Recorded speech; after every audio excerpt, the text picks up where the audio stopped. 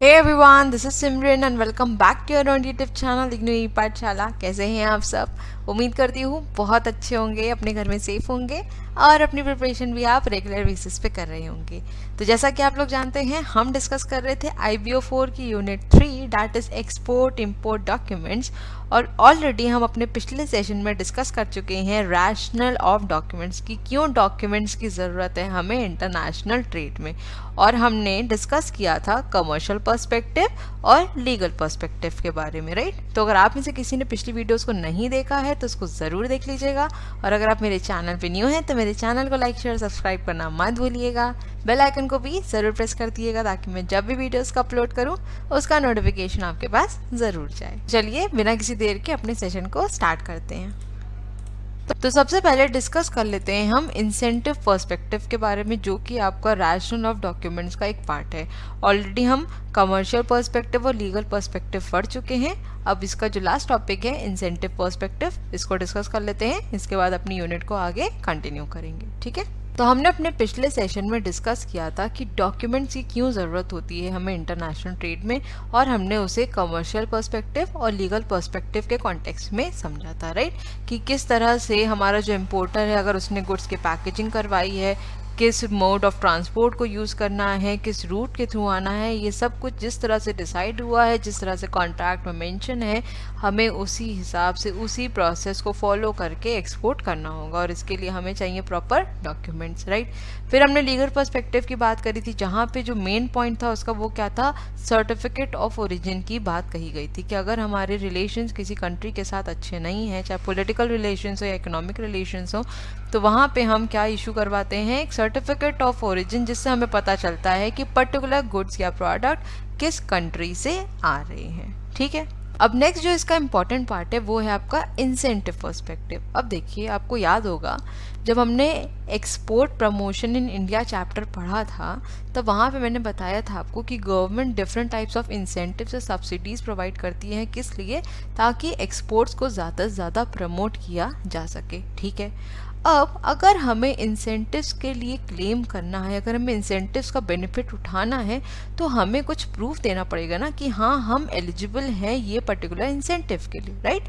तो यहाँ पर क्या सीन होता है कि सबसे पहले तो ये जान लीजिए कि जो इंसेंटिव मिलता है वो किस में मिलता है, एक्सपोर्ट्स में ही मिलता है, ठीक है। क्योंकि मैंने आपको बताया है कि एक्सपोर्ट्स को अपलिफ्ट करने की गवर्नमेंट ने बात करी थी, तो जो असिस्टेंस प्रोवाइड किया जाता है, हेल्प प्रोवाइड की जाती है, वो किस में दी जाती है, एक्सपोर्ट्स में दी जाती है, ठीक। अब अगर एक्सपोर्टर को बेनिफिट्स चाहिए, इंसेंटिव्स चाहिए, तो उसके लिए उसे डॉक्यूमेंट्री प्रूफ देना ज़रूरी है कि हाँ वो एलिजिबल है इस पर्टिकुलर इंसेंटिव के लिए, ठीक है। So export assistance and incentive measures have become an integral part of the policy in larger number of countries since these incentives are to be given only to the export activity. Documentary proof to this effect is required to be given by the claimant to the disbursing authorities. तो जो भी authorities इसके लिए recognise की गई हैं, इसके लिए अथोराइज की गई हैं, वो ही क्या करेंगी, इंसेंटिव्स प्रोवाइड करेंगी। तो क्लेम जो भी कर रहा है पर्सन इस पर्टिकुलर इंसेंटिव के लिए, उन अथॉरिटीज़ को सारे डॉक्यूमेंट सबमिट करने पड़ेंगे। वो अथॉरिटी सारे डॉक्यूमेंट्स को एक बार गो थ्रू करेंगी, और अगर उन्हें लगेगा कि सारे टर्म्स एंड कंडीशंस को माना गया है तो इंसेंटिव्स प्रोवाइड किए जाएंगे, ठीक है। Such a documentary proof should state that the claimant is eligible to receive the incentive, that the good will be or have been exported according to the export contract, and that the claim has been filed in the manner specified in the policy, ठीक है। So in other words, bona fide of the claim have to be established for receiving incentives and assistance. It may also be noted that for making a claim, the exporter has to file an application on the specified form that summarizes the shipment and other details. तो अगर exporter को claim करना है incentives के लिए, तो सबसे पहले एक एप्लीकेशन को फाइल करना पड़ेगा, जिसमें कि हर एक चीज़ को समराइज वे में मेंशन करना पड़ेगा कि उनकी शिपमेंट क्या था और अदर डिटेल्स जो कि उस एप्लीकेशन में नीडेड हैं, जिसके थ्रू वो ईजिली इंसेंटिव्स पा सकते हैं, ठीक है। Now this application is to be accompanied by a number of supporting documents to enable the incentive disbursing authority to check the authenticity of details given in the application. तो उस particular application के साथ जितने भी documents लगाने की ज़रूरत है उसको लगाया जाएगा। और उसके बाद जो डिसबर्सिंग अथॉरिटी है, डिसबर्सिंग अथॉरिटी मतलब कि जो अथॉरिटी को ये राइट दिया गया है कि वो इंसेंटिव्स को डिसबर्स कर सके, ठीक है, वो पहले उन सब चीज़ की ऑथेंटिसिटी चेक करेगी, सारे डॉक्यूमेंट्स को एक बार गो थ्रू करेगी, और अगर उन्हें एलिजिबल लगेगा कि हाँ पर्सन को दिया जा सकता है, एक्सपोर्टर को इंसेंटिव प्रोवाइड किया जा सकता है, तो वहाँ पे उसको इंसेंटिव दिया जाएगा, ठीक है। मॉरल ऑफ द स्टोरी यहाँ पे क्या था कि डॉक्यूमेंट्स के बिना हम इंसेंटिव्स भी क्लेम नहीं कर सकते हैं, ठीक है। तो ये था हमारा incentive perspective. I hope clear हो गया होगा ये। अब चलते हैं अपनी नेक्स्ट स्लाइड की तरफ। अब नेक्स्ट टॉपिक है हमारा kinds and functions of documents. ये टॉपिक आपका काफ़ी ज़्यादा इंपॉर्टेंट है, बहुत ज़्यादा क्वेश्चंस यहाँ से पूछे गए हैं, ठीक है। तो आज हम सबसे पहले डिस्कस करेंगे कमर्शियल डॉक्यूमेंट्स के बारे में, जिसको हम शिपिंग डॉक्यूमेंट्स भी कहते हैं, ठीक है। अब हम यहाँ पे कुल 6 कमर्शियल डॉक्यूमेंट्स के बारे में डिस्कस करेंगे, ठीक है। जैसे आपका कमर्शियल इनवॉइस हो गया, बिल ऑफ लैंडिंग हो गया, एवे बिल्स हो गए, पोस्ट पार्सल रिसिप्ट्स हो गई, insurance policies and bills of exchange, ठीक है। So commercial documents, also known as shipping documents, enable the exporter and the importer to discharge their obligations under an export contract. तो export contract के अंदर exporter और importer दोनों की जो भी रिस्पॉन्सिबिलिटीज़ होती हैं या जो भी ऑब्लिगेशंस होते हैं उनको किस तरीके से कंप्लीट करना है, कौन क्या टास्क परफॉर्म करेगा, इन सब के बारे में इंफॉर्मेशन कौन देता है आपको? कमर्शियल डॉक्यूमेंट या फिर जिसको हम कहते हैं शिपिंग डॉक्यूमेंट, ठीक है। In specific terms these documents ensure that exporter makes shipment of goods according to requirements of the contract and the importer makes payment for goods shipped in the manner as given in the contract। तो contract के according exporter को किस तरह से goods को export करना है और कॉन्ट्रैक्ट के अकॉर्डिंग किस तरह से इंपोर्टर को एक्सपोर्टर को पेमेंट करना है, इसके बारे में हर एक चीज़ कॉन्ट्रैक्ट में मेंशन रहती है। और उसके लिए डॉक्यूमेंट्स की जो रिक्वायरमेंट होती है या फिर जो डॉक्यूमेंट्स लगते हैं वो कौन से होते हैं? हमारे शिपिंग डॉक्यूमेंट्स या कमर्शियल डॉक्यूमेंट्स, ठीक है।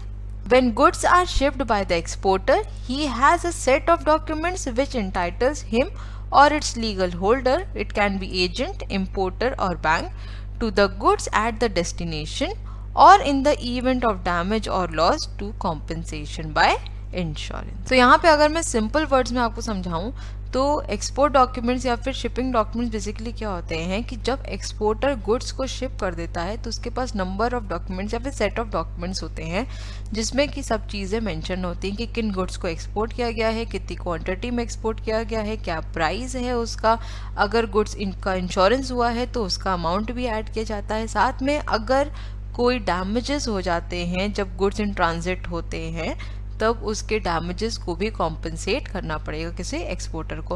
और इन सब में जो हमारे डॉक्यूमेंट्स लगते हैं वो कौन से होते हैं? हमारे शिपिंग डॉक्यूमेंट्स, ठीक है। सिमिलरली अगर मैं इंपोर्टर के कॉन्टेक्स्ट में बात करूँ तो इंपोर्टर की क्या लायबिलिटी या फिर ऑब्लिगेशन होता है कि एक्सपोर्टर ने जिस तरीके से पेमेंट मंगवाया है उस तरीके से उसे पे करे और प्रॉपर वे में, प्रॉपर मोड के थ्रू और पर्टिकुलर टाइम पीरियड के अंदर जिस तरह से कॉन्ट्रैक्ट में मेंशन किया है। अब इसके लिए भी इंपोर्टर कुछ सेट ऑफ डॉक्यूमेंट्स को लगाएगा।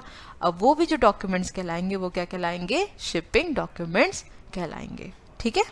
So for a consignment under a CIF contract, that is cost, insurance and freight contract, a set of commercial documents comprise commercial invoice, bills of lading or airway bill, post parcel receipt, insurance policy, certificate and bills of exchange.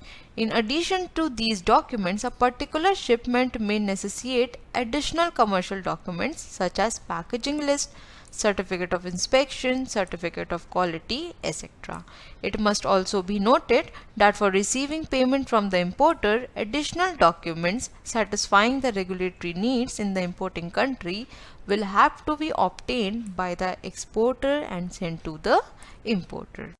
अब इस particular point में क्या कह रहा है कि CIF contract के अंदर अगर हमारा कंसाइनमेंट आता है या फिर जिन भी गुड्स को हमें शिप करना है, ट्रांसफ़र करना है, तो कुछ ऐसे प्राइमरी डॉक्यूमेंट्स हैं जिनको हमें इन्वॉल्व करना पड़ेगा, जैसे आपका कमर्शियल इनवॉइस हो गया, बिल ऑफ लैडिंग है, एयरवे बिल है, पोस्ट पार्सल रिसिप्ट है, इंश्योरेंस पॉलिसी है और बिल्स ऑफ एक्सचेंज है। ठीक है, अब इनके बारे में हम इंडिविजुअली आगे डिस्कस करते चलेंगे तो आपको ये क्लियर हो जाएंगे। ठीक है, अब इन प्राइमरी डॉक्यूमेंट्स के अलावा कुछ ऐसे एडिशनल डॉक्यूमेंट्स भी होते हैं जिनकी रिक्वायरमेंट होती है, जैसे आपका पैकेजिंग लिस्ट है, सर्टिफिकेट ऑफ इंस्पेक्शन है और सर्टिफिकेट्स ऑफ क्वालिटी है। ठीक, अब मान लीजिए कि किसी कंट्री में आप गुड्स को शिप कर रहे हैं और जो इम्पोर्टिंग कंट्री है वो इन्वायरमेंटल फ्रेंडली प्रोडक्ट्स को ज़्यादा प्रेफर करती है। ठीक है, और उन्होंने आपसे बोला था कि आप जो भी गुड्स भेजेंगे उनकी जो पैकेजिंग होनी चाहिए वो इन्वायरमेंटल फ्रेंडली होनी चाहिए। ठीक है, अब आप उनको वर्बली तो ये बता नहीं सकते हैं कि हाँ हमने जो पैकेजिंग की है वो इन्वायरमेंटल फ्रेंडली की है। अब उसके लिए आपके पास कुछ एविडेंस या कोई डॉक्यूमेंट होना चाहिए जो कि ये प्रूव कर सके कि हाँ इस पर्टिकुलर गुड को इस तरह से पैक किया गया है कि वो इन्वायरमेंट को हार्म नहीं करेगा। राइट, अब कुछ कंट्रीज आपकी क्वालिटी कॉन्शियस ज़्यादा होती है, वो स्टैंडर्डाइज प्रोडक्ट्स को ही प्रेफर करती हैं। ठीक है, तो उसके लिए हम सर्टिफिकेट ऑफ क्वालिटी जो डॉक्यूमेंट है या फिर एविडेंस है उसको लगा सकते हैं। तो कुछ कंट्रीज जब कुछ स्पेसिफिक या एडिशनल कमर्शियल डॉक्यूमेंट्स को इन्वॉल्व कर लेती हैं वो उसके बाद ही जो एक्सपोर्टर हैं उनको पेमेंट करती हैं। ठीक है, तो प्राइमरी डॉक्यूमेंट्स के साथ साथ हमें अपने एडिशनल डॉक्यूमेंट्स को भी इन्वॉल्व करना पड़ता है अगर हमें इम्पोर्टर से टाइम पे अपनी पेमेंट को रिसीव करना है। ठीक है, आई होप यहाँ तक क्लियर हुआ होगा। चलते हैं नेक्स्ट स्लाइड की तरफ। तो अभी हमने डिस्कस किया कमर्शियल डॉक्यूमेंट्स या शिपिंग डॉक्यूमेंट्स के बारे में और मैंने आपको बताया था कि हम 6 डॉक्यूमेंट्स के बारे में इसके अंदर पढ़ेंगे। ठीक है, तो सबसे पहला डॉक्यूमेंट जो है इसके अंदर आता है वो है आपका commercial invoices. So this is the first basic and the only complete documents among all commercial documents for the shipment. तो जितने भी हमारे कमर्शियल डॉक्यूमेंट्स या शिपिंग डॉक्यूमेंट्स हैं उसमें जो कंप्लीट डॉक्यूमेंट है वो कौन सा है, कमर्शियल इनवॉइस है। बाकी जितने भी हमारे डॉक्यूमेंट्स है वो स्पेसिफिकली किसी एक पर्पस के लिए बिलोंग करते हैं, जैसे आपका इंश्योरेंस पॉलिसी या फिर इंश्योरेंस सर्टिफिकेट है वो किस लिए है ये बताने के लिए किस पर्टिकुलर गुड्स या आइटम का इंश्योरेंस हुआ है। ठीक है, नेक्स्ट अगर बात करूं जैसे आपका एयरवे बिल, एयरवे बिल का क्या मतलब हुआ कि जब किसी गुड को शिप किया जा रहा है वाया एयर, ठीक है, तो उसका जो बिल जनरेट होता है तो यहाँ पे वो स्पेसिफिकली इस पर्टिकुलर जोन के इस पर्टिकुलर बिल की बात करता है। लेकिन अगर मैं यहाँ पे आपका कमर्शियल इनवॉइस की बात करूँ तो ये कंप्लीट डॉक्यूमेंट होता है जो कि आपको हर एक इंफॉर्मेशन देता है शिपमेंट से रिलेटेड।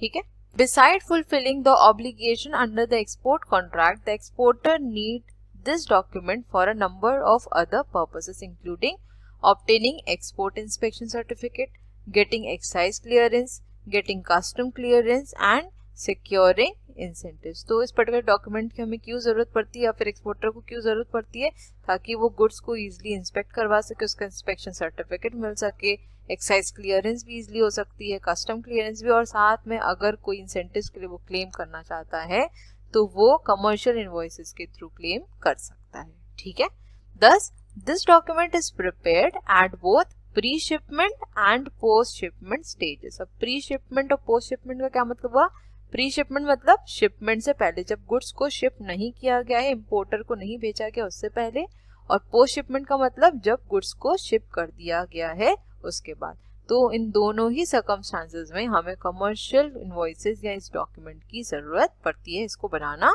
पड़ता है। ठीक है, commercial invoice is a document of contents that describes details of goods sent by the exporter. It is the statement of account which must contain identification marks and numbers, description of goods and quantity of goods. Every shipment has identification marks which identify the cargo with various documents. These are private marks which are made on the packages. These marks could be either in the form of symbols, say a star, a triangle, a rectangle, etc., or numericals. Similarly, every package under a shipment is numbered, usually written serially. The commercial invoice must specify the serial numbers given in a particular consignment. तो ये मैंने अभी आपको बताया कि commercial invoice क्या होता है, कि ऐसा डॉक्यूमेंट जिसमें कि हर एक चीज मेंशन होती है कि किन गुड्स को एक्सपोर्टर शिप कर रहा है, कितनी क्वांटिटी में है, गुड्स का पूरा डिस्क्रिप्शन, उसका आइडेंटिफिकेशन मार्क, हर एक चीज प्रॉपरली उस डॉक्यूमेंट के अंदर मेंशन रहती है। राइट, नेक्स्ट पॉइंट क्या कह रहा है कि जितने भी शिपमेंट होते हैं उनका अपना अलग आइडेंटिफिकेशन मार्क होता है, जिससे ये आइडेंटिफाई किया जा सके कि ये पर्टिकुलर कार्गो किस टाइप का है और इसके साथ कौन कौन से डॉक्यूमेंट्स लगेंगे। ठीक है, अब ये जो आइडेंटिफिकेशन मार्क है ये हमारा सिंबल्स के फॉर्म में भी हो सकता है और नंबर्स के फॉर्म में भी हो सकता है। ठीक है, तो इनकी जो जानकारी रहती है, इनकी जो इन्फॉर्मेशन रहती है वो एक्सपोर्टर और इम्पोर्टर्स के पास रहती है, ताकि वो इजीली उन चीज़ों को रिकॉग्नाइज कर सके, क्योंकि हर चीज़ को इतना ज़्यादा डिटेल में नहीं लिखा जा सकता। तो उन्होंने कुछ ऐसे सिंबल्स को आइडेंटिफाई कर रखा है, कुछ ऐसे सिंबल्स को बना रखा है जिसके थ्रू वो इजीली उसको रिकॉग्नाइज कर सके। ठीक है, सो आई होप यहाँ तक क्लियर हो गया होगा आपको। चलते हैं नेक्स्ट स्लाइड की तरफ। अब देखिए ये है हमारा कमर्शियल इनवॉइस और मैंने सोचा इसको यहाँ पे ऐड कर देते हैं ताकि आपको इजीली ये समझ में आ जाए कि कमर्शियल इनवॉइस क्या होता है और इसमें क्या क्या डिटेल्स मेंशन होती हैं, क्योंकि अगर आप यहाँ पे इसको इस तरीके से समझ लेंगे तो फॉर श्योर आप एग्जाम में नहीं भूलने वाले हैं, राइट। तो सबसे पहला जो सेक्शन है वो है हमारे एक्सपोर्टर की डिटेल्स का, जहाँ पे एक्सपोर्टर की कंपनी का लोगो, एक्सपोर्टर कंपनी का नाम, उसका एड्रेस, उसका फोन नंबर, हर एक चीज मेंशन होती है। ठीक है, जैसा कि आप यहाँ पे देख भी रहे होंगे। ठीक है, नेक्स्ट अगर पार्ट 2 की बात करी जाए, जो कि आपका ये है किसकी डिटेल्स, बायर्स या फिर कंसाइनी की डिटेल्स, मतलब हमारे इम्पोर्टर की डिटेल्स जो है वो यहाँ पे मेंशन है। ठीक है, कंसाइनी यहाँ पे इसलिए लिखा है कि हो सकता है बायर के बिहाफ पे जो कंसाइनी है वो गुड्स के सारे चार्जेस ले रहा हो, गुड्स को इंपोर्ट करवा रहा हो, और अगर कंसाइनी नहीं है तो इंडिविजुअली खुद बायर यहाँ पे इन्वॉल्व होगा। ठीक है, और इनकी जो कंपनी है उसका नाम, उसका एड्रेस, उसका फोन नंबर, हर एक चीज यहाँ पे मेंशन है। ठीक है, अब नेक्स्ट बात करते हैं पार्ट 3 की, जो कि आपका ये है जिसमें मेंशन होती है सारी की सारी आपकी शिपिंग डिटेल्स, जैसे कि मेथड ऑफ डिस्पैच, किस तरह से डिस्पैच किया जाएगा, by road, bye rail, by air या फिर बाय सी। ठीक है, टाइप ऑफ शिपमेंट क्या है, किस कंट्री से ओरिजिनेट हो रहा है, किस कंट्री में गुड्स को हमें पहुंचाना है, उसके बारे में सारी डिटेल। ठीक है, मरीन कवर पॉलिसी नंबर, अगर मरीन कवर भी है, अगर इंश्योरेंस करवाया हुआ है तो उसका नंबर, मतलब हर एक डिटेल शिपिंग से रिलेटेड यहाँ पे मेंशन होती है पार्ट 3 जो कि है। ठीक, नेक्स्ट बात करते हैं पार्ट 4 की, जो कि आपको 3 जगह दिख रहा होगा। एक हो गया हमारा यहाँ पे एक सेक्शन, राइट, एक हो गया यहाँ पे। ठीक है, पार्ट 3 के अंदर एक सेक्शन यहाँ पे है पार्ट 4, और यहाँ पर भी आपको एक सेक्शन है। ठीक है, पार्ट 4 का। तो यहाँ पे आपको दिया जाएगा रेफरेंस नंबर और कुछ एडिशनल इन्फॉर्मेशन, जैसे सेलर का इनवॉइस नंबर हो गया, बिल ऑफ लाइटिंग का अगर नंबर है तो उसका नंबर बताया जाएगा। ठीक है, टर्म्स ऑफ पेमेंट या मेथड ऑफ पेमेंट, ये किस तरह से पेमेंट किया जाएगा, ये किस में आएगा, हमारा एडिशनल इन्फॉर्मेशन में आएगा। साथ में एडिशनल इन्फॉर्मेशन जैसे आपका पैकेजिंग है, डिलीवरी नोट्स है, या ऐसी कुछ एडिशनल इन्फॉर्मेशन हैं तो वो पार्ट 4 के अंदर मेंशन करी जाएगी, राइट। तो जो हमने डिस्कस किया था कि पैकेजिंग के बारे में अगर कुछ स्पेसिफिकली इन्फॉर्मेशन देनी है तो किस में आएगा, पार्ट 4 में यहाँ पे मेंशन किया हुआ है। ठीक है, नेक्स्ट आते हैं पार्ट 5 की तरफ, जो कि ये पूरा यहाँ से लेके यहाँ तक है आपका पार्ट 5, जो कि आपका क्या बता रहा है, प्रोडक्ट की डिटेल्स की इंफॉर्मेशन दे रहा है। जैसे आपका प्रोडक्ट कोड क्या है, डिस्क्रिप्शन दे रहा है गुड्स का, एचएस कोड के बारे में बता रहा है, यूनिट क्वांटिटी, यूनिट टाइप, उसका प्राइस और उसका अमाउंट। तो इन ऑल यहाँ पे बताएगा क्या, आपका प्रोडक्ट की पूरी डिटेल के बारे में इंफॉर्मेशन दे रहा है।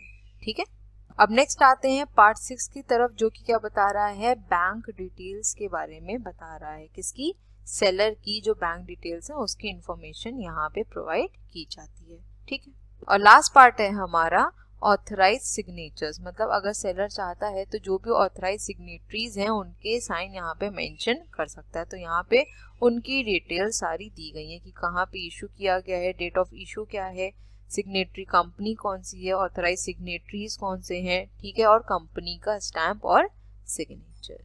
ठीक है, तो इन ऑल मैंने आपको 7 पार्ट्स में क्लासिफाई करके दिखा दिया कि जो आपका कमर्शियल इनवॉइस है वो इसीलिए एक कंप्लीट डॉक्यूमेंट माना जाता है, राइट, क्योंकि यहाँ पे हमें एक्सपोर्टर्स की भी इंफॉर्मेशन मिल रही है, इम्पोर्टर की भी इंफॉर्मेशन मिल रही है, शिपिंग डिटेल्स के बारे में पता चल रहा है, प्रोडक्ट की डिटेल के बारे में पता चल रहा है, राइट, फिर सेलर की बैंक डिटेल्स भी, जिन ऑथराइज सिग्नेटरीज ने साइन किया है उनकी इंफॉर्मेशन भी यहाँ पे अवेलेबल है।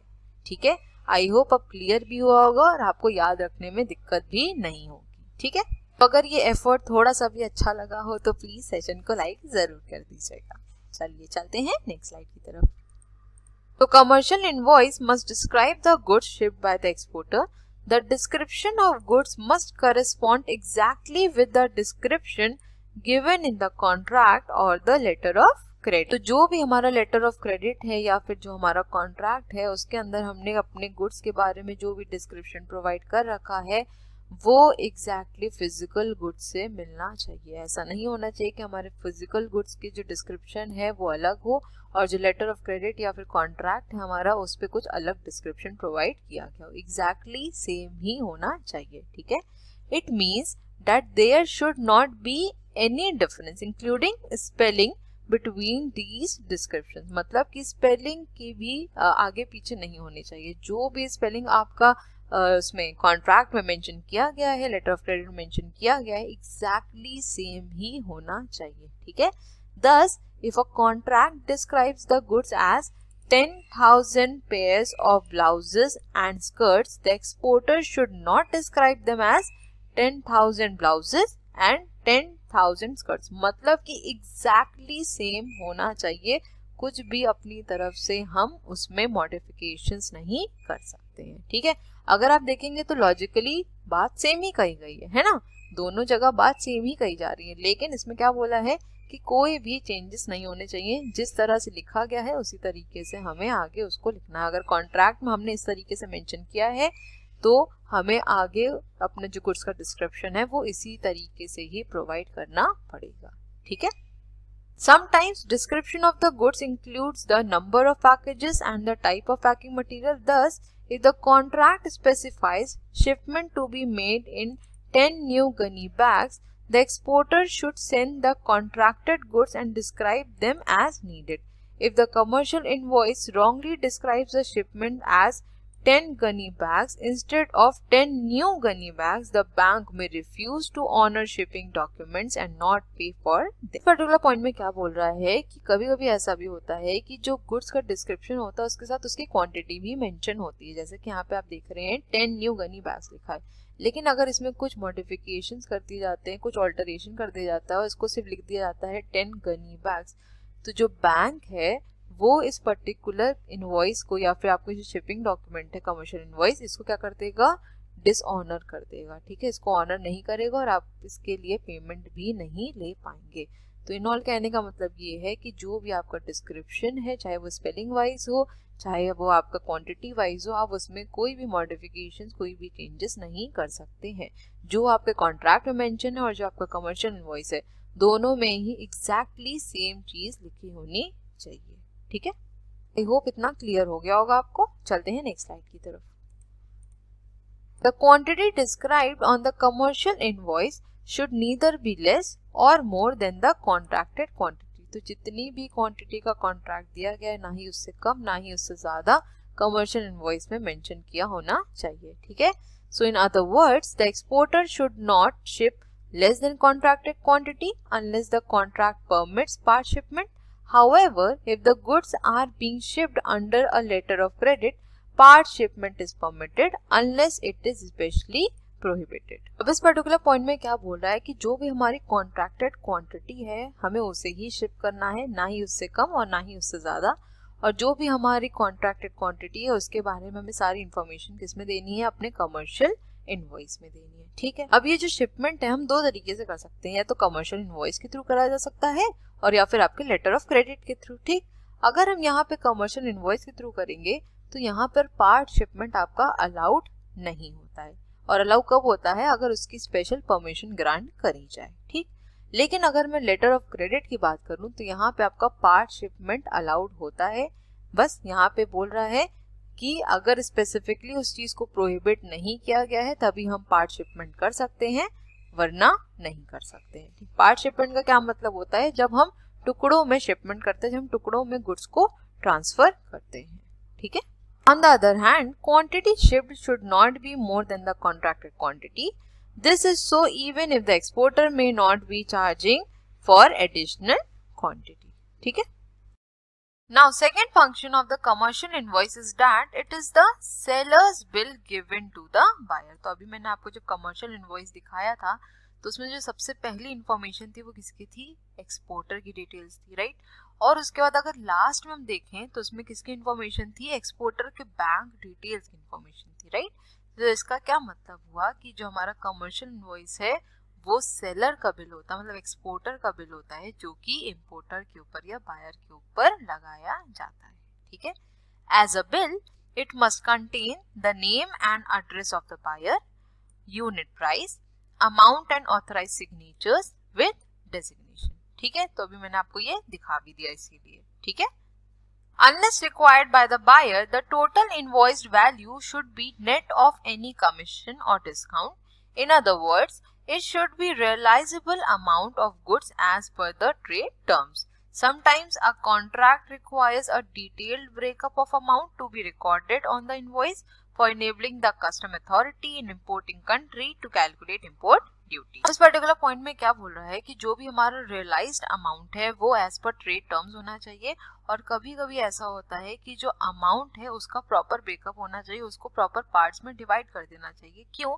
ताकि जो हमारी कस्टम अथॉरिटीज हैं इंपोर्टिंग कंट्री में वो इजिली इंपोर्ट ड्यूटी उनके ऊपर कैलकुलेट कर सके, ठीक है। सो आई होप आपको यहाँ तक क्लियर हो गया होगा। चलते हैं नेक्स्ट स्लाइड की तरफ। The name and the address given in the commercial invoice should be the same as given in the export contract or the letter of credit as the case may be. तो जो भी exporter का address है या exporter की details और जो हमारे इंपोर्टर की डिटेल्स हैं वो मैच करनी चाहिए किससे, हमारे लेटर ऑफ क्रेडिट या एक्सपोर्ट कॉन्ट्रैक्ट से, ठीक है। कमर्शियल इनवॉइस और जो भी हमारा एक्सपोर्ट कॉन्ट्रैक्ट या लेटर ऑफ क्रेडिट है उसमें जो भी डिटेल्स, एड्रेस और कंपनी का नेम, लोगो, सब कुछ क्या होना चाहिए, सेम होना चाहिए, ठीक है। So under a letter of credit, unless otherwise specified, the commercial invoice must be made out in the name of the applicant of the credit. As in the case of quantity to be recorded on the invoice, the amount should neither be less nor more than the stipulated amount in the contract or the letter of credit.